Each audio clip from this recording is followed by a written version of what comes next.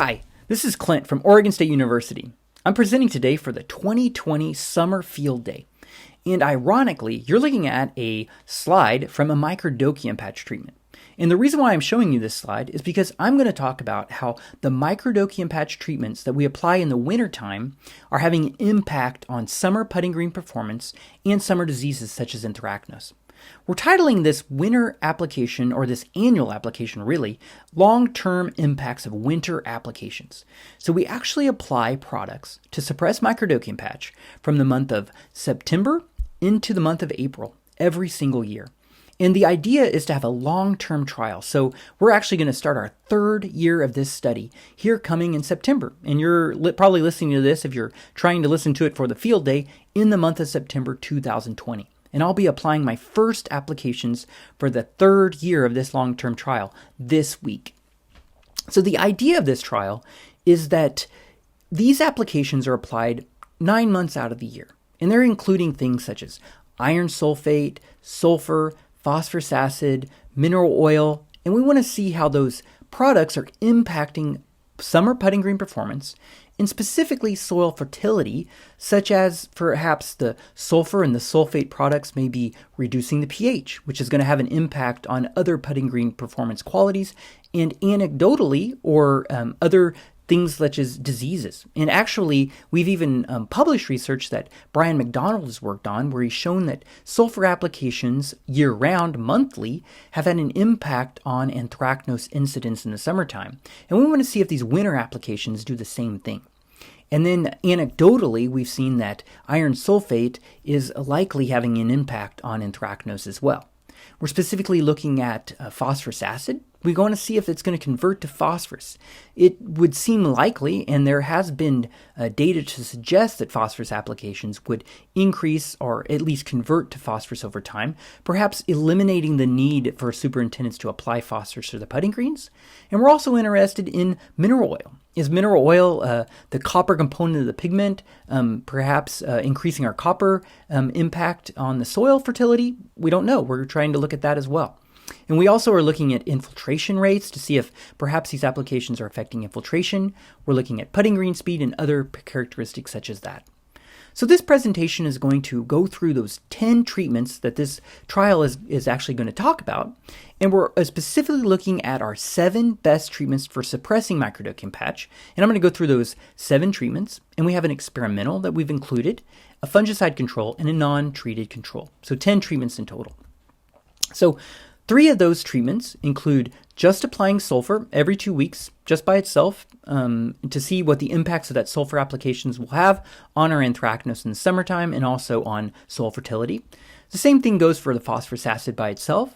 Phosphorus acid is, the shorthand is written as H3PO3, and you may better know phosphorus acid as a phosphite product. And so whenever you see H3PO3, I'll be thinking phosphorus acid and being phosphorus acid, but you may want to think phosphites, because that's often what people will use that terminology in the field. And then the third treatment is going to be the combination of both sulfur and phosphorus acid. So that's already 3 of the 10. Looking at treatment 4 and treatment 5, these are combinations of iron sulfate heptahydrate in combination with phosphorus acid. So these are tank mixes of a half a pound or 1 pound of iron sulfate heptahydrate in combination with phosphorus acid. So specifically, we're interested here is this iron having an impact on iron levels, or perhaps lowering the pH, or perhaps anthracnose incidence? Treatment 6 and 7 include these rotations. So there's actually another presentation for the field day that's specifically focusing on treatment 6. But I'll briefly mention it here. So this treatment here is Civitas in combination with phosphorus acid. 2 weeks later, sulfur and phosphorus acid. And then we go back to the Civitas and phosphorus acid application. So these tank mixes are made every 2 weeks on the putting green in rotation. Treatment 7 is the experimental treatment. So in this particular treatment, we've just removed the phosphorus acid from that tank mix that included the mineral oil. So this is just mineral oil, and then 2 weeks later, it's rotated with the sulfur and phosphorus acid. So it still gets that sulfur and phosphorus acid once a month, but when the mineral oil is applied, it's applied in absence of the phosphorus acid. And specifically, this is to see if maybe removing the phosphorus acid has an impact or not on disease, And as well, if the phosphorus acid is converting to phosphorus, maybe we don't really need to add that much. So we're trying to see if that's going to have an effect as well. Finally, treatment 8 is applying a treatment without the mineral oil in the wintertime. We've previously seen when we apply mineral oils every 2 weeks, all from September until April, we end up getting turfgrass thinning and some damage. So this treatment actually uses mineral oil in combination with phosphorus acid from September, October, November. So it does get the mineral oil in the shoulder seasons. However, in the wintertime, it only gets the sulfur phosphorus acid in December, January, February, and March. But then again in April, it gets the mineral oil again in combination with phosphorus acid. That mineral oil has shown to be quite crucial for suppressing Microdochium patch. However, it doesn't seem to be as necessary in the coldest part of the winter. And so we're just using the sulfur and phosphorus acid in the months listed here. So that's 8 of the 10 treatments. Treatment 9 is going to be a fungicide control, and treatment 10 is a non-treated control. So those are 10 treatments. And these 10 treatments get beat up with golfer traffic throughout the wintertime, specifically to see if they're having an impact on turfgrass abiotic damage or just turfgrass health in general. We've seen that when we beat up the turf, sometimes the treatments can have an effect on abiotic damage, specifically that treatment I was mentioning with the mineral oil when we apply it in the wintertime. So we specifically want to make sure that these are mimicking real-world conditions. For that reason, the golf course golf shoes are used like we would use on a golf course by the turfgrass team, and we walk across the plots to beat them up a little bit like you'd see on a golf course. We actually walk on them 5 days a week to replicate 73 golf rounds a day. So just some results here. Very briefly, we want to look at Microdochium patch. So this is actually 2 years of data. So this is January 2019 and February 2020. And you can see all the Microdochium patch we get here visually on that photo. You can see that we get a lot of disease. So the non-treated control has 40% disease in the first year and 72.5% disease on average in February 2020. Now that's a lot of Microdochium patch. So we do find some treatments that do really well.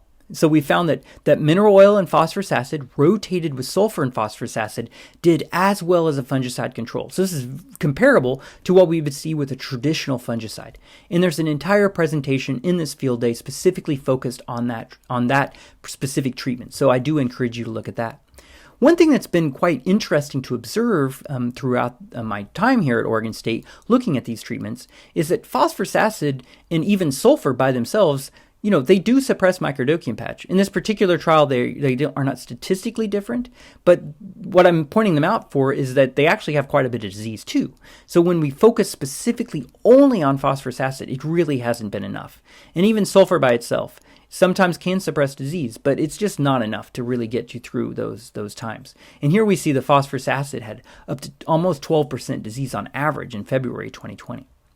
So very briefly looking at anthracnose. So these treatments here on the left are all those 10 treatments that I've shown earlier throughout this presentation. And the whole point of looking at anthracnose is to see if these applications that started in September and end in April are having an impact on the following summer. So I'm showing you here the anthracnose that we observed in September 2019 and August 2020. So this is actually the disease that was carrying over from the summertime, and we're rating it at its peak of disease. And you can see we actually get a lot of anthracnose. That square there is half of a plot that's showing a lot of anthracnose symptoms. And we've actually had some help from Micah Gould, came out with a drone and was able to take some photos of our plots. And you can actually see that anthracnose really pick up on those drone photos, those big red rectangles out there that are really showy there. We see that in the first year, that half a pound of iron sulfate heptahydrate in combination with phosphorus acid actually increased our anthracnose incidence.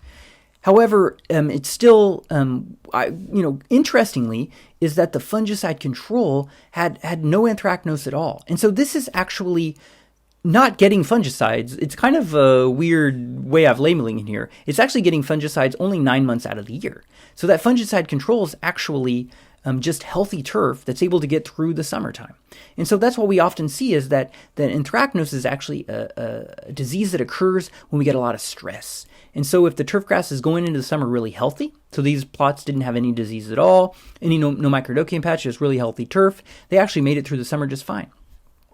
However, in the second year, we had a lot of disease, but we also had a lot of variability. That means that we had some plots with a treatment with a lot of disease and some plots with the same treatment with very little disease. So there was a lot of variation between the blocks or the different replications, meaning it's very difficult statistically to pull these things apart. One thing that was interesting to me is that this non-treated control down there at the bottom, it always has a really low percentage of disease. Statistically, not really separating very much from the rest of the treatments, but it is showing that there's something going on. And maybe that is just it's a treatment, again, that doesn't have any sulfur or sulfates applied. And, some previous research at Oregon State showed that those applications did have an impact on anthracnose. So some things we're going to be measuring going forward is green speed, infiltration, NDVI, turf quality, and then soil tests specifically focused on, things such as phosphorus, iron, sulfur, copper, and soil pH. And so those are going to things that are available on BeaverTurf website, beaverturf.com from our previous research, and I encourage you to look there. So that's kind of the summary of our long-term impacts of winter applications, but don't go just yet. I have some more announcements to make. So we took a poll not all that long ago to look at if people were interested in continuing education for adults. And so these are going to be classes that are going to be focused on basically non-credit classes. So you do not have to apply to Oregon State University, but you are going to be able to be taught by the same professors. So I'm going to be teaching, Dr. Chaz Schmidt will be teaching, and Alyssa Kane will be teaching these 3 classes.